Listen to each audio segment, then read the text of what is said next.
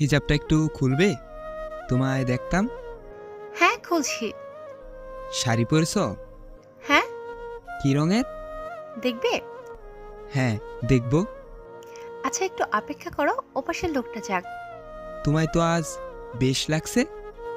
তাই? হ্যাঁ, লজ্জা পেলে? হুম, একটু। বরখাটা খুলি তাহলে। হ্যাঁ, খুলো। চোখ বন্ধ করো। আচ্ছা। হুম, এবার খোলো। বাহ, দারুণ লাগছে তোমায়। সেই শাড়িটা? হ্যাঁ, শাড়িটা বের করার সময় তোমার পাঞ্জাবিটা দেখে তোমার কথা মনে পড়েছিল। কেঁদেছ? হুম। কেন? তুমি স্বার্থপরের মতো আমাকে ছেড়ে চলে এসেছো। একা একা খুব কষ্ট হয় আমার। আমি যখন চা বানাতে চাই, ভুলে ভুলে তোমার মগেও বানিয়ে ফেলি। গভীর রাতে ঘুমের ভেতর তোমার বালিশের উপর হাত পড়লেই আমার ঘুম ভেঙে যায়। তোমাকে দেখতে না পেলেই আমার কান্না আসে। খুব কষ্ট পেয়েছো, তাই না? অনেক।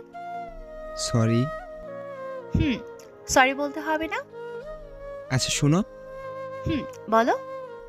তুমি আমার হয়ে সবাইকে কিছু কথা বলে দিতে পারবে? কি কথা? ওদের সবাইকে বলবে ওরা যেন একটু সাবধানে চলাচল করে, সড়ক দুর্ঘটনা যেন আর কারো প্রিয়জনকে ছিনে নিতে না পারে। আচ্ছা।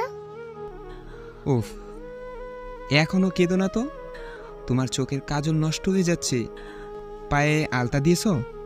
আচ্ছা, আমার জন্য বসন্তের ফুল আনোনি? হ্যাঁ, এনেছি। কই দাও। তারপর মেয়েটি ফুলগুলো কবরের ওপর রেখে ব্যাগ থেকে কোরআন শরীফটা বের করে পড়তে শুরু করলো মেয়েটা।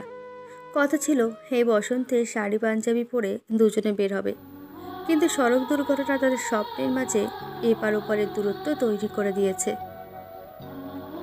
সত্যি, গল্প খুব কষ্টের ছিল। সবাই সড়কে চলাচলের সময় দেখে পার হবেন, যাতে সড়ক দুর্ঘটনায় আর কারো প্রিয়জনকে হারাতে না হয়।